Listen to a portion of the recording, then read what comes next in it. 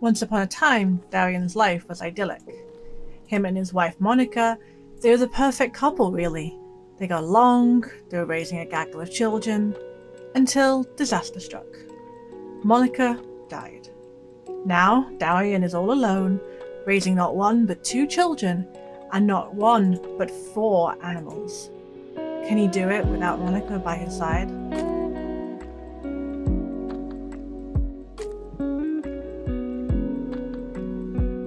Hello my loves, I don't know if I'm going to be doing a full-length voiceover today, we'll see just how much I have to say I guess, but I wanted to just do a little explanation as to what this Build-A-World is, because I know I've been putting, well, Build-A-World on my videos, but I haven't really explained what that is for me personally.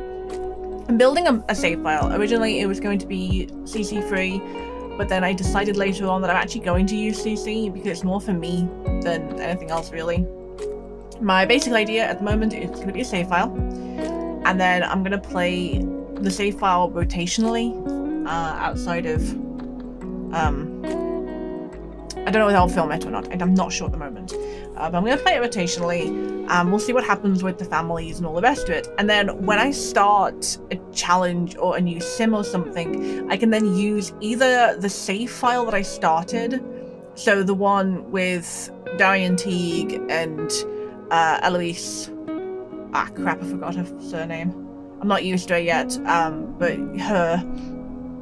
Because then I can have those sims around my sims and I could have my builds. But then also I was thinking that if I have played it for a while and we've gone through some generations, I can maybe live in that world with the further generations with whatever sim I'm doing, and then see, either way, see what MC Command Center's story progression does, you know, while we're playing. I think that would be really cool, because if you pair up certain characters and you're really happy with how that turned out, and then story progression is like, alright, no, actually we're going to do something completely different. Like in my Packasy, Don Lothario married one of the other pre-maids in Willow Creek, not Nina or Dina or Cassandra, and every time I see this one person named whatever her first name is, Lothario, I'm just like, what? Donald did what? I don't know if his name is Donald, but every time I'm just like, what? And they have kids now. They have a bunch of kids, and Nina's got a kid. She's a single mom in that save, and she has a kid with some random townie. I don't know who, but she has a kid with them. And I just find that really interesting. I used to find it interesting in Sims 3, and I find it interesting in Sims 4. So when I first started making the Teague family, I use my dice. I roll dice. So I roll a D8? Do I have a D8? D10? I don't know. D8, I think. To see how many...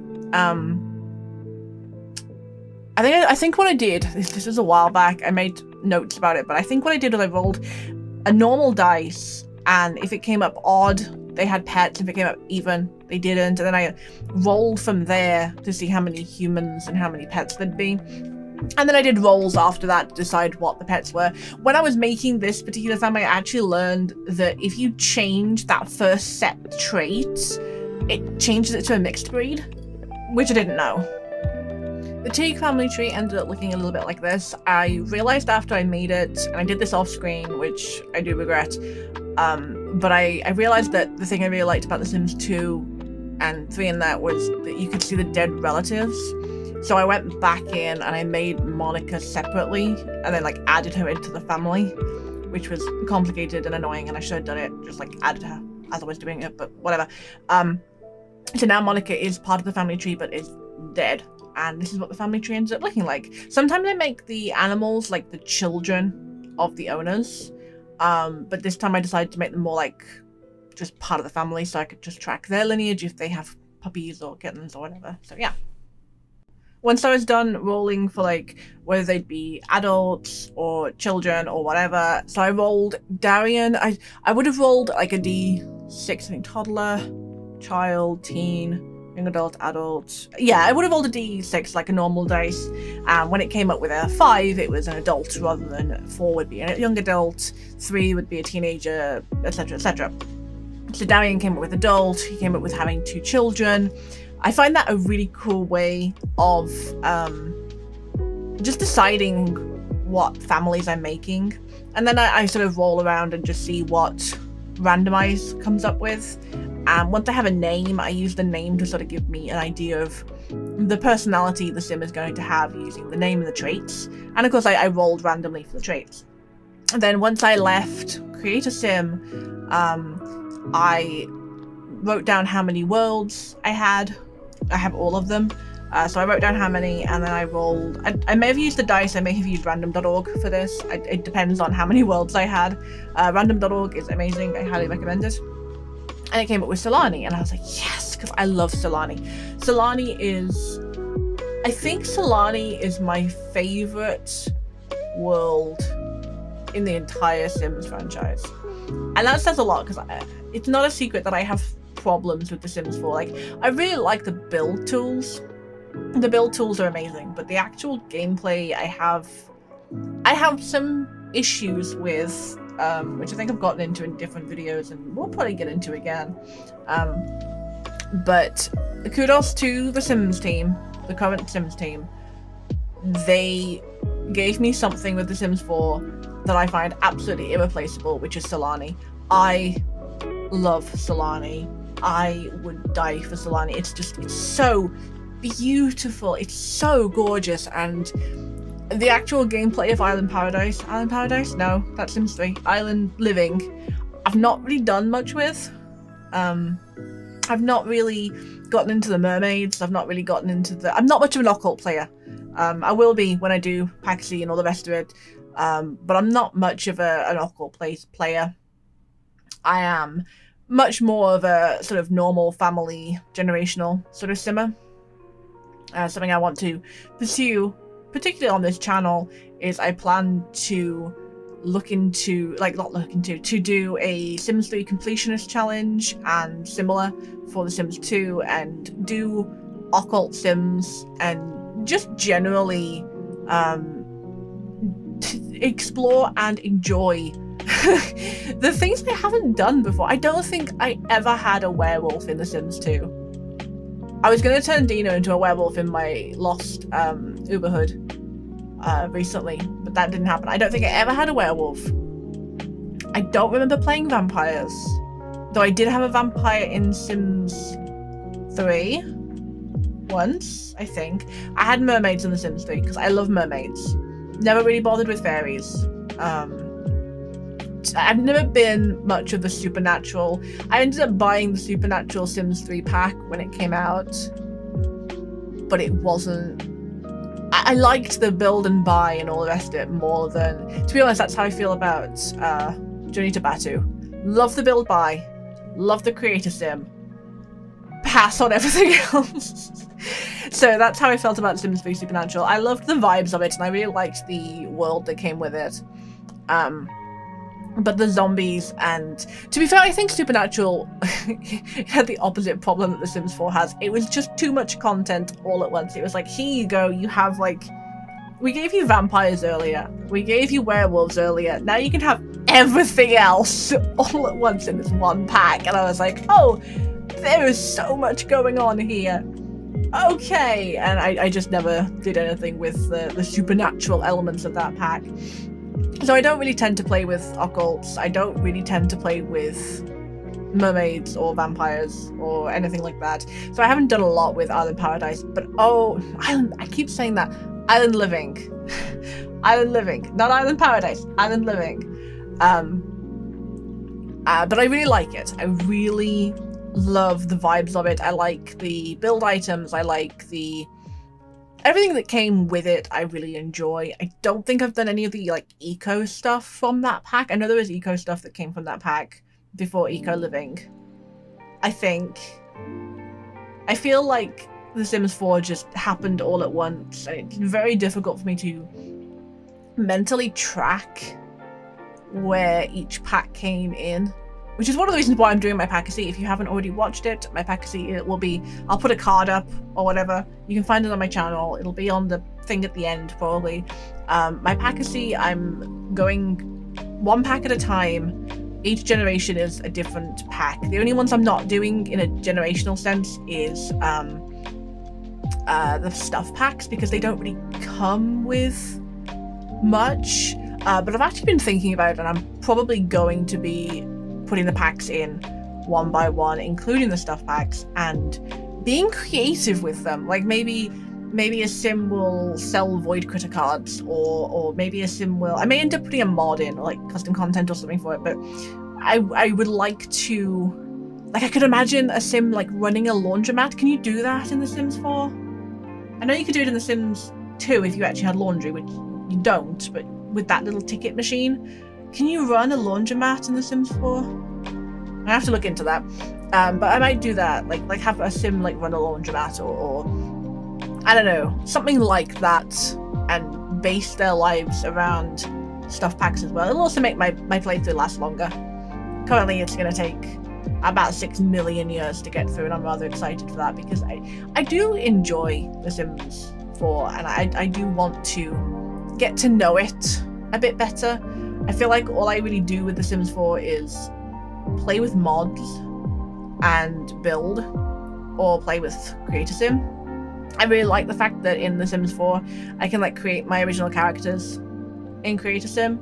Like I'll just randomly open The Sims 4 and be like, okay, time to create this character that I'm role-playing at the moment, and I'll just do that for no real reason, except that Sims 4 lets me do that, and it looks good while doing it.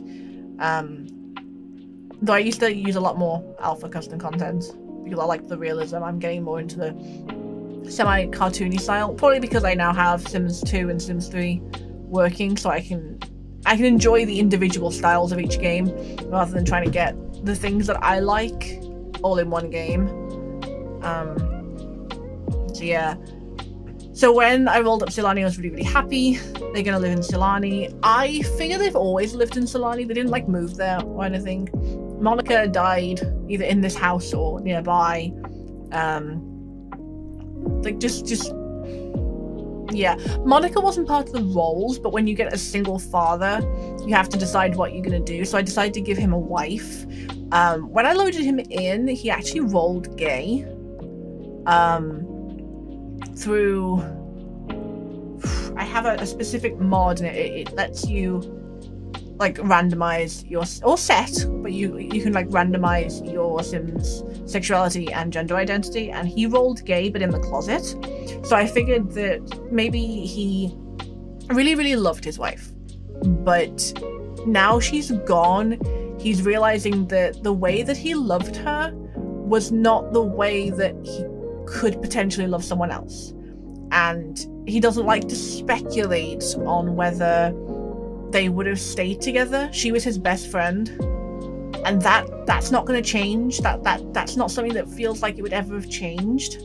She was his best friend, and that was really important to him, but maybe he misunderstood those feelings when he was younger, and he liked having her in his life so much that it just, you know, when things just happen, things just roll on through, and then suddenly you're like 30 and you have 2 kids and your wife's dead. And that's where he is right now. He's like, oh, okay, well, she's gone. Now I have to figure out what's happening next for me. Like, obviously he has to look after his kids, but aside from the kids, he has to figure out the next step for his romantic and sort of spiritual happiness. I'm sure his kids will be supportive. God, I hope his kids will be supportive. I have a lot of mods, and sometimes it rolls that they would not be supportive, so we'll see what happens. This particular game, when I started doing it, God, these fucking stairs. These stairs. I wanted them to fit the edge of the... these stairs. I argued with these stairs. It felt like hours. I don't think it was, but it felt like I argued with these stairs for ages, for hours and hours and hours. But when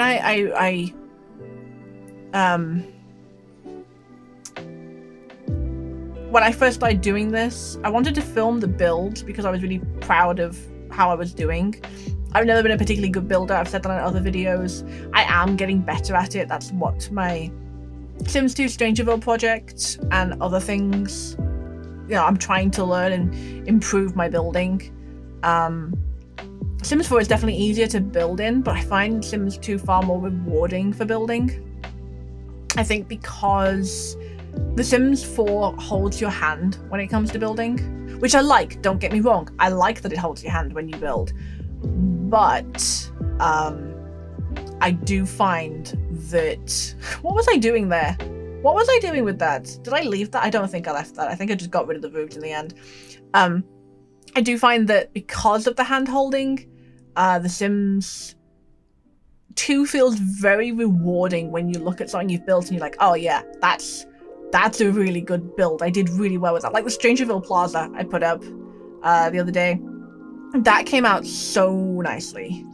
And I feel like that was all me. In fact, at times it felt like I was even fighting The Sims 2 rather than being sort of handheld along with it. So I'm really enjoying building on like all of the games. I haven't started building on The Sims 3 yet. I'm not sure if I will. I find creator style very, very laggy. It will depend on if it's working properly. But I'm really enjoying building on these, and I have a lot. So when this started out, it was mostly going to be for my own private gameplay, but I have been thinking I'll probably share it,